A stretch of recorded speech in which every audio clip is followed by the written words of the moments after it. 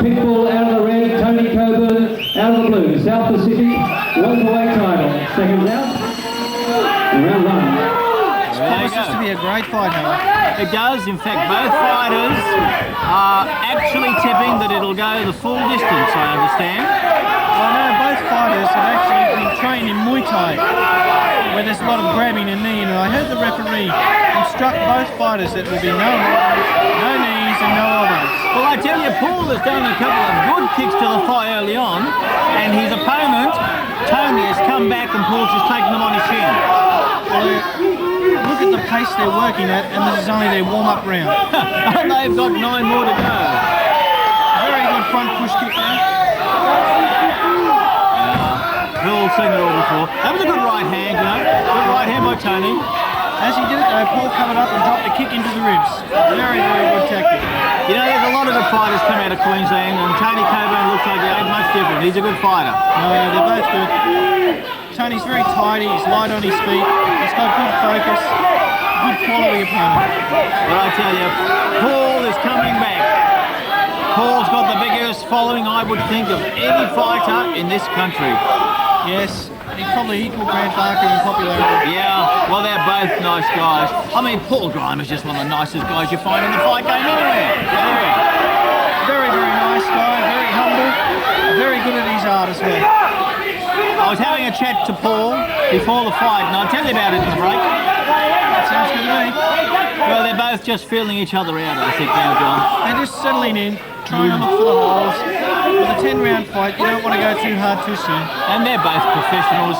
They know how hard this is. They know they've got a long way to go. Actually, Tony used a good left in, you know. Oh, did you see? Paul needs to come back. Hey! Jumped in and gave him too. Very good leg kick and a good an excellent first round. Oh, yeah. I haven't actually seen Paul use that technique before. He actually jumped in through the air, landed his left, and then followed with a right round kick that landed right on the mark. I think it actually caught Tony a little bit by surprise. Paul's style has become a little bit more versatile. After his time off with an eye injury, I believe he's going to look a lot more on evasion and sharpshooting, in and out techniques. And you'd have to take your head off to that Tony Cockburn. I mean, he moved around the ring here like the professional he is. He's very light on his feet. Absolutely, picking his shots, taking the blows on his arms wherever he can, and just moving around. Now, I was talking to Paul before the fight, and one of the things he told me, I don't know whether you know, well, I know you do, John, but the people watching this video may not know, Paul actually sleeps in the ring for the weeks leading up to his fight. He lives in the ring, sleeps in the ring. It's part of his life's ritual. Yes, he does that with all his fighters as well. He demands that they live with him for several weeks before a fight so that he knows they're in tip-top shape. You notice there, Tony came with a big left round kick and Paul just moved outside. They both seem to like it, a close range work as well. Well, before the fight, Paul told me that he was going to work inside. Part of his strategy was to get inside this fellow and to work in close, because that's what he does very well. And Tony's equally good at it. They're both inside working extremely well. Very evenly matched at this stage, though the later rounds should tell. And I said we've got Billy Sulos in the ring as the third man. He's an experienced fighter, an experienced referee in his own right, John. Yes, Billy's a very nice guy as well. Absolutely. I mean, as I recall, he was a Pro-Am champion himself. Yes, Billy held both the Australian and titles in kickboxing. I think the crowd want Paul to pretend this is the 10th round. They're certainly going to pace like the 10th round. I know. Paul's doing some good racing. Oh, here comes the crowd support. This will actually psych Paul right out and get him to do something. And it must have another effect on Tony. It must take away some of his strength. Depends on the fighter. Some fighters it can fire them up, others it can actually depress them. Bit of an unusual technique occurring there. Yes, it's a variation of a Muay Thai technique.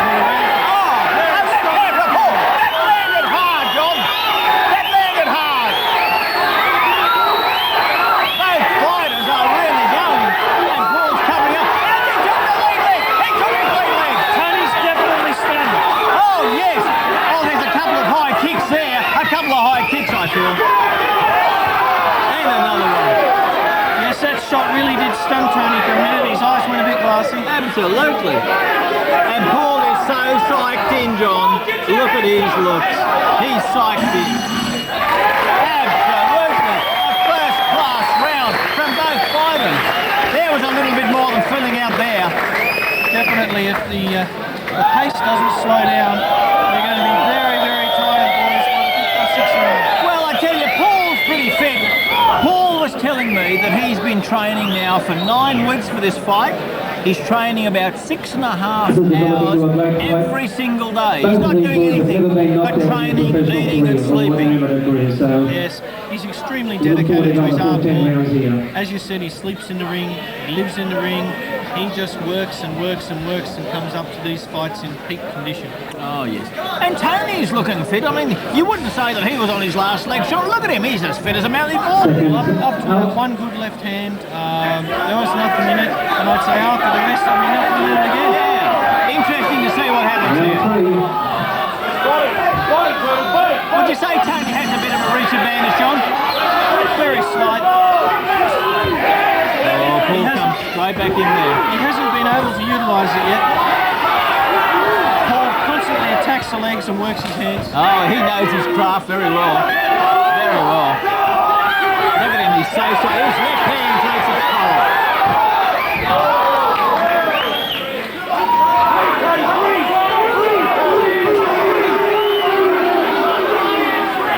Yeah, low kicks. Accidental, but still hurt. I mean...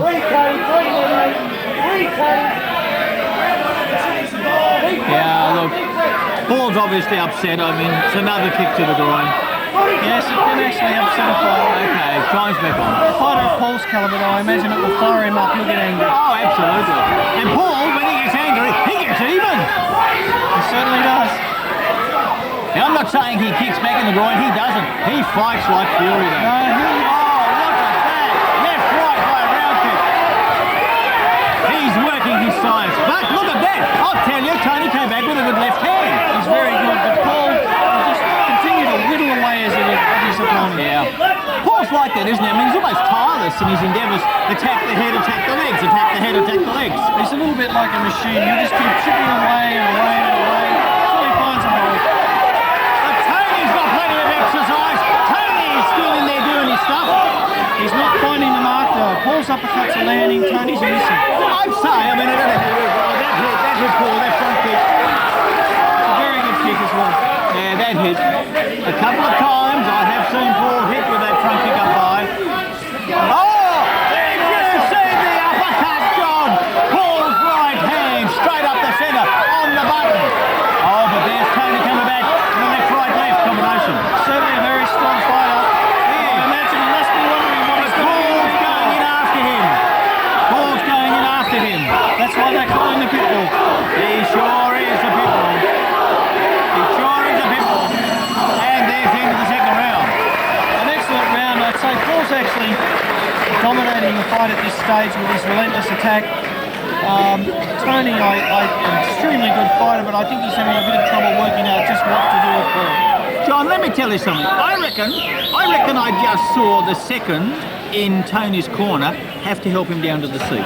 Do you know He that? did look a bit stiff. I was watching that myself. I reckon that a couple of kicks, without us realising it necessarily, I reckon they may have taken a slight toll and stiffened the muscle. Well, all those kicks around the lower ribs and across the thighs, that's exactly what they're designed for. Well, look, stiffen the muscles up, slow the fighter down. well, I'll tell you, they're applying, by the look of it, ice to the calf of Tony. That can't be a good sign in the second round of a 10-round fight, John. In a fight like this, they get bruised no matter what. The ice is to dull the pain so that they can continue to hit the I see. They're anxious to get into it, these two. Anxious to fight. Here they go. Third round's on. No Let's see. quarter given or taken. Yeah. Paul looks so loose, doesn't he? So loose in the boots. He's fighting very well. And Tony's going to come out and maximise himself whilst he's got the energy. What he's doing is trying to make Paul respect him in the ring, which Paul doesn't really do at the moment. Look. Being warned again for holding. It must be hard for Tony, though. I mean, the audience, 99% for Paul Grima here. Oh, of course. That's very hard on a fighter. I mean, he's a local hero and he's just damn good at what he does. Lovely uppercut. Yes. Oh, yes. Paul just continually stroking away.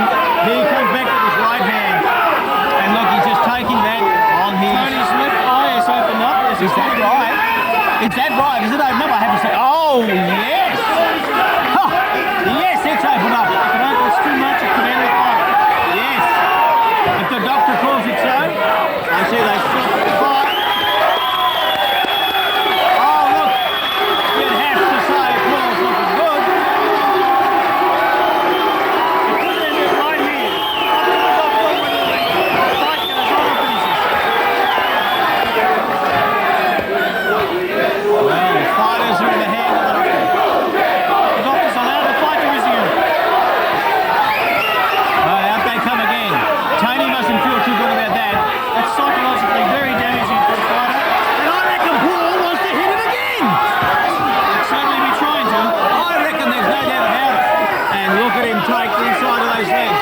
But look, Tony's no fool. Tony knows what it's all about. He's got to be very careful now, though. If that cut opens up, he can lose the fight. There was a big front kick from Tony to Paul, aiming straight for the head.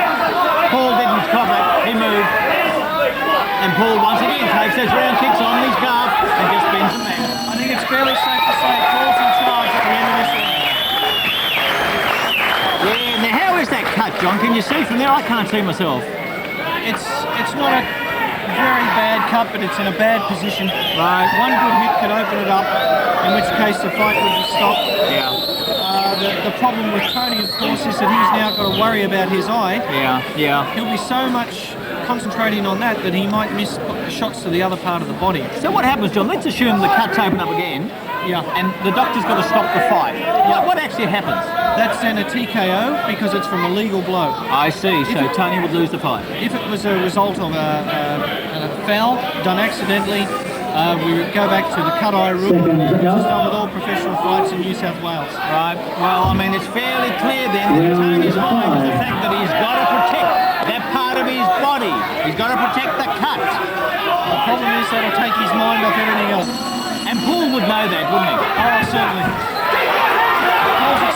Paul landed on that. Tony's come out very hard in this round. I'd say what he's trying to do is trying to get rid of Paul and not risk a cut taking away his chance. A smart strategy, would you say? Can be, or it can be a panic strategy. You can actually burn yourself out or open yourself up. Well, let's see what happens. I see Paul just wriggling in that legs down low again. Oh, a bit of a back kick there. Paul's doing the job the right way. He's loose. He's just loose. Just loose and moving around. And then coming in, finding his mark, taking the blow, and then countering. Oh, there with his big right hand. He's getting into the work the body and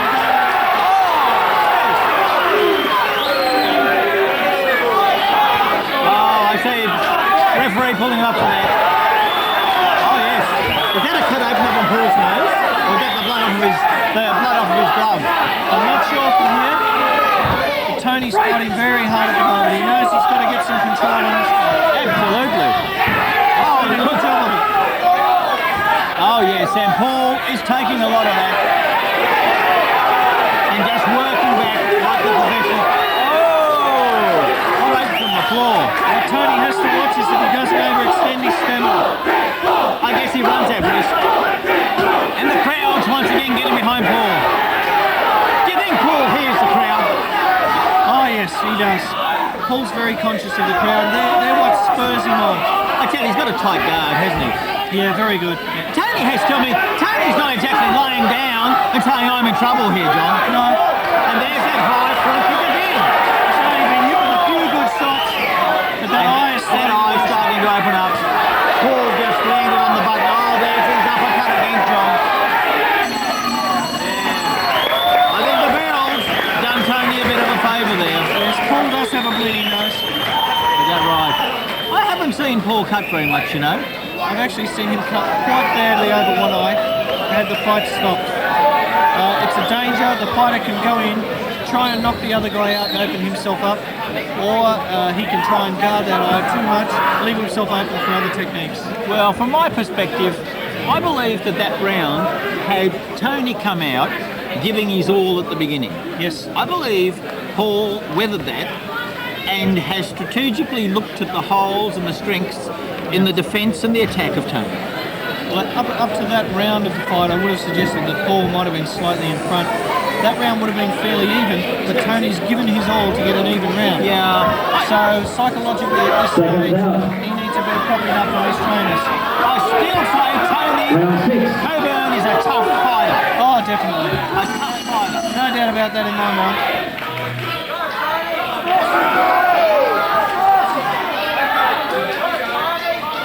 Billy keeping good control of the seconds there. Oh, he was. He's an experienced man, Don, as you are. Oh, well, Paul is just coming in with those round kicks. And he's going to punish his legs. He's saying, I think we're going to knock the tree from the bottom. It's a very good technique, actually. If you can get Tony's hands down to protect the legs, he can open up that eye. he can then go upstairs again. Well, At the moment, they're looking for the gaps in each other. Watch out, he keeps changing his attack. Tony's not going to know where it's coming from. Oh, what a great round kick to the thigh. You know, you'd have to say, Paul's taking the fight to Tony mostly. Oh, mostly. Paul's more aggressive, which again goes back to his name, Pitbull. Yeah, I guess you're right. He walks up and he just hangs on. He doesn't let go until the fight's over. Oh, did you see that? What a wonderful right rip to the body. Wonderful. Oh, there's Tony's good ground kick. He's out quickly. Didn't seem to have any sting there. No, I don't think his hip was right behind that. But he put it out for effect and it got there. I mean, sometimes the judges will look at that. So that was a good kick. That was a better kick. Yeah. And his blow was then just glanced off the top of Paul's head. He seems to be arcing, rolling his body in such a way that he's arcing his head to the side. I saw Paul actually acknowledge a punch then. He acknowledged a punch to Tony. It's a bit disconcerting for a fighter when you tell him it was a good punch. I think you're right. Why isn't he down, he'd be saying, if it was that good? Well, there's a little bit of manoeuvring and strategy happening over there. I imagine at the moment he's wondering just what he has to do to hurt Paul. Yeah. And I think Paul's just wearing off. Look, I was about to say something that proves me wrong. Very good comeback with the legs. Yeah, combinations, legs and hands. Oh, look, I reckon they both got through that round very well. They both came through as strong fighters. Very good. It's turning into a great fight. You notice as soon as the bell went, both fighters return to their corners. Yeah. Nothing, they're both professionals. So it's round 7, John, already. Yes, 7 are coming up. Both fighters looking It fairly didn't good. even seem to be that many to me. No. It shows you how involved they must be in the fight. That's very good. To be it's round 7 coming up, fighting as hard as they are, they're extremely fit. Yeah, I mean, you look at the fights we've seen going over 4 rounds and 5 rounds, those guys go, well, these guys have fought 7 rounds, or about to fight the 7th round, and they still got heaps to go. I guess that's the difference between professional fighting and amateur fighting. Well, these guys are in a class far above those amateurs.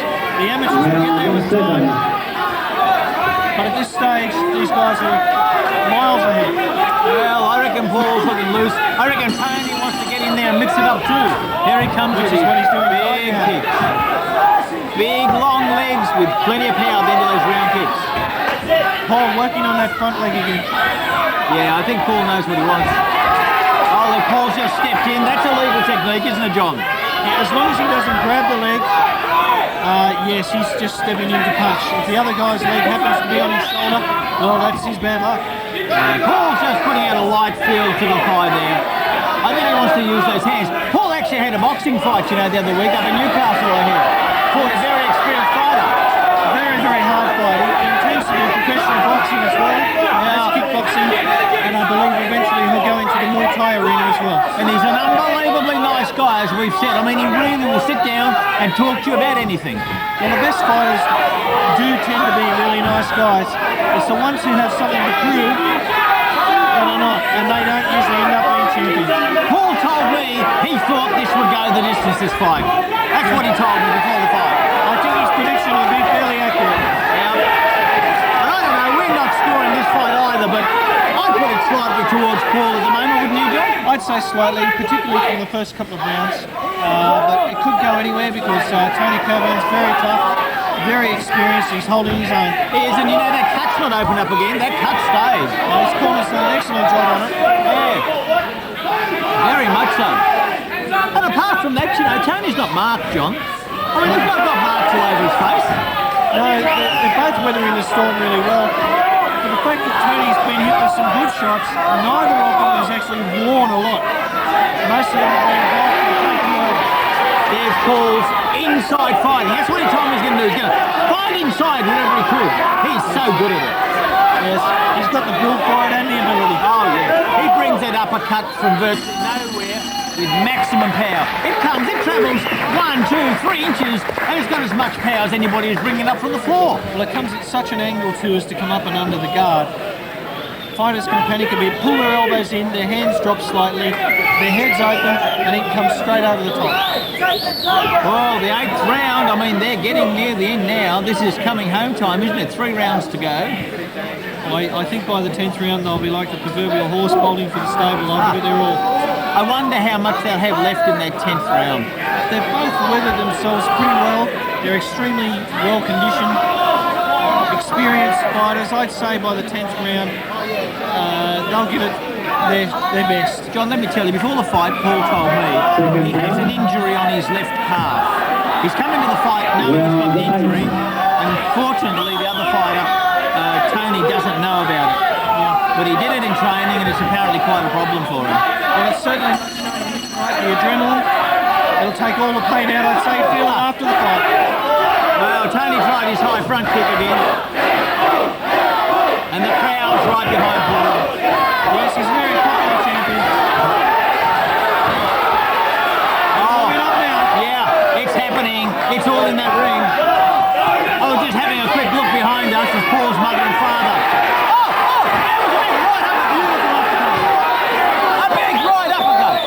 Paul's mother and father come to every fight Paul goes to, every fight, and sit ringside. They support him very well. Absolutely. Down the back of their house, they have a training studio built where Paul lives, where that ring that he sleeps in is located. I reckon some of those kicks from Tony are pretty close to the drawing. Yeah, they're very close. Nice uppercut there from Paul, rocked Tony a bit. Well, they're in there and they're both looking businesslike. They both know what they want to do. They're going toe to toe. They know what it's about. Oh, Paul's right hand uppercut again. Seemed to score him.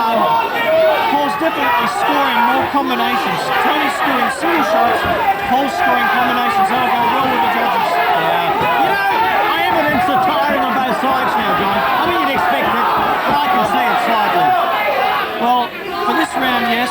By the time they reach the 10th, they'll know there's no more to go. They won't have to save any energy for the next round because there isn't one. They'll just give it to it. I imagine after this fight, people like this will be very sore and very tired, John. Very relieved that it's over as well. I guess that's something we never think about. How are they sore afterwards? We're talking about that next break. Well, from personal experience and people I've talked to, the training to a fight is great, and the day of the fight you can't wait till it's over. Paul's nose, I think, is slightly opening up. It's just not bad. There's That uppercut of Tony's wrist. Yeah. I tell you, that Tony Cockburn is a good fighter. He's got a lot going for him. They're both good fighters. I know. Tony's in there against one of the best fighters, pound for pound, in this country, if not the best. And he's holding his own. He's doing a good job. Extremely well. In fact, again, not having judged it, I can't give an accurate opinion. I'd say Paul's slightly ahead at this stage by virtue of the fact that he's doing more combinations, where Tony is doing more single shots. Yeah. You know, you have to wonder, when the fight's over and the fighters go home, I mean, what are the injuries they carry? Do they just go to bed like you and I and get up the next morning and they go off to do whatever? Seconds down. Fighters with this type of punishment to the legs can't walk for several days properly. Round 9. They definitely don't train for a while because they're too sore. Yeah, we never think about that, John, do we? We look at the spectacle and the ability. They go through a great deal of pain, a great deal of effort. I wonder if Tony leads off with his round kick again. No, he tried. Paul was expecting it. Yeah, he's done it most of the round. And Paul just rips that right leg around. He's covering very well. Oh, did you see Paul's left round kick inside the thigh followed by a right hook to the head? Excellent technique. He's covering well. Tony seems to be throwing his kicks onto Paul's guard instead of trying to come up under to the ribs. I don't know why, whether it's fatigue or whether he just kicks that way. I don't know, he's a tough fighter, that Tony Cockburn. He's a good fighter, and he's taking what he's copping and he's giving some out too, mate. Extremely good. I can't help feeling if Tony used his jab more with his reach, he might just do some good. I think that would be the idea against Paul to use that jab. He's trying to mix it toe-to-toe with Paul. Paul's a street fighter. Exactly. He's mixing it with Paul. You don't get a name like Pitbull from being fancy. And Paul working away the body there. And then his mandatory uppercut. He's true to his word. He's inside and he's fighting. Tony seems to be falling after those kicks. I think the fatigue is showing. Well, Paul's nose is opening up a bit more here, John, too. Sweeping up. He's taken a couple on the button, but nothing would stop Paul. Nothing. Beautiful combination there. Well, yes. I mean, there's a lot of fighting going on in this ring. Tony's won 2 or 3 uppercuts in a row there. He's a tough boy, John. I'm telling you, he's a tough man. Extremely. Those shots should have hurt him a lot more than they have. He's copping it and he's giving it. And he's not that tough. No. Apart from the cut above his eye, he's done that. But I reckon his left thigh's got to feel some stuff. So you don't get to be the Australian Muay Thai champion if you're not tough, and he is the Muay Thai champion. And he's tough, John. Well, this is it. This is the 10th round. What Paul Grima said was right. It's going to go the full distance. He's been trying to fight inside, and this man, this Tony Cockburn, is a hell of a fighter. He's able to take it and give it, and he's doing a good job. Well, at this stage, I would say the fight would either be fairly even or very slightly to Paul. I really think both of them are going to come out knowing that this round could make or break the fight for either of them. Well, my guess is Tony's going to come out with a high front kick straight up. Paul's going to come out with a low round kick straight up, and they're both going to follow up with punches. Let's see. That's what I reckon they're going to do. Final round. Touch gloves for the final round. That's a good show of sportsmanship.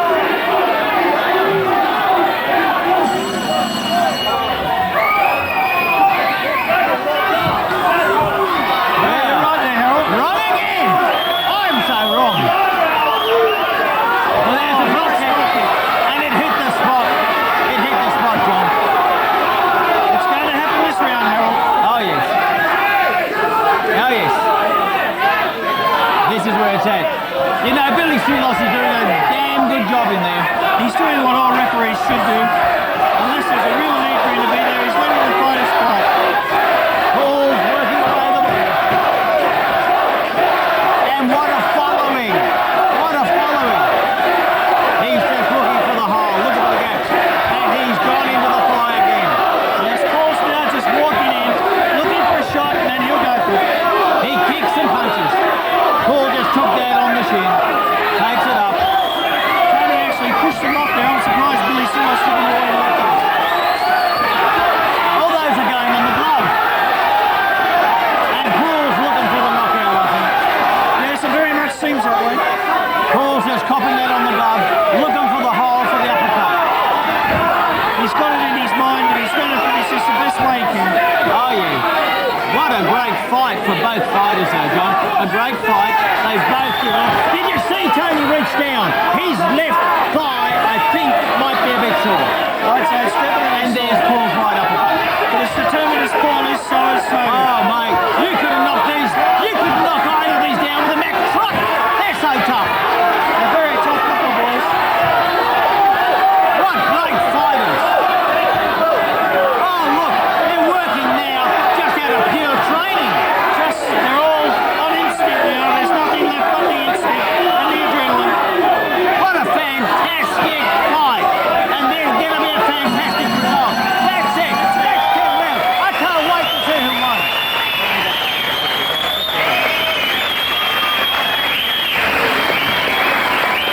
Shower. That's a shower. The crowd appreciates the fight, so we'll throw money in. Good fight.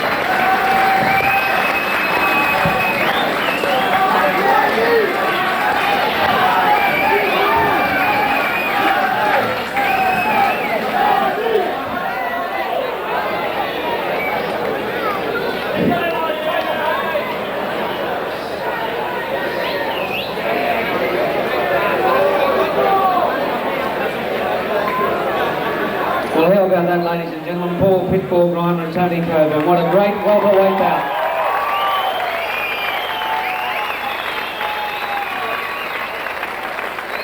Very, very close contest. It's very interesting to see which way the judges go.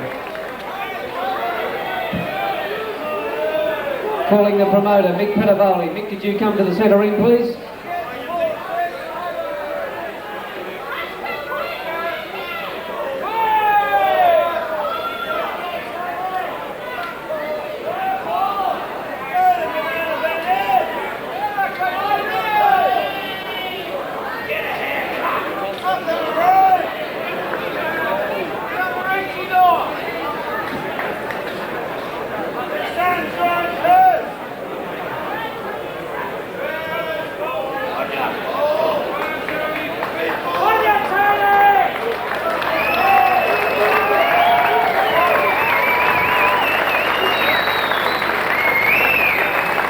Ladies and gentlemen, I've got no voice left. Can I just say a few things leading up to this fight about Tony Cockburn and about Pitbull Grima? A lot of people don't know it. I'm Pitbull Grima's promoter and his manager. You'll find out soon enough, mate, but they both deserve it. Mate, I picked Tony Cockburn to fight Paul because he had a strong reputation, never been stopped. The Pitbull had never been stopped. They both lived up to their reputations. Give them a... Mate, I think they deserve a standing applause, mate. They deserve it.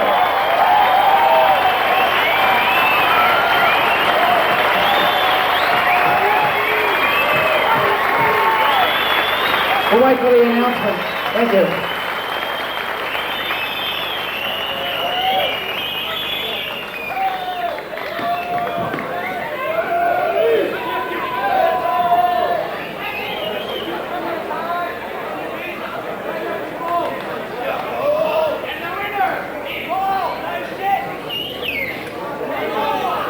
Okay, ladies and gentlemen, we have a very close decision here.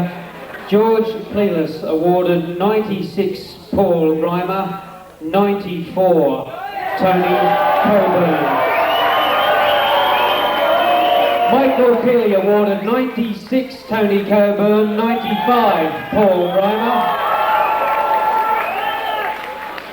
And Gary Tumanello awarded 96 to 94 to the winner from the red corner, Pitbull Grima.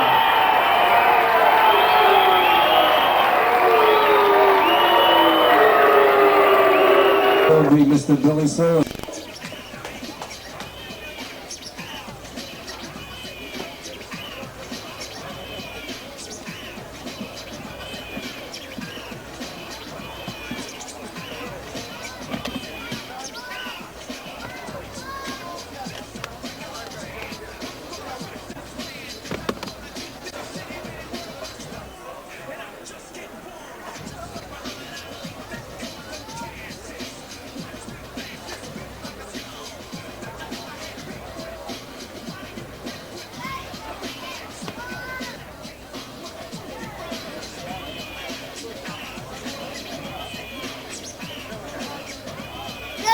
Pitbull!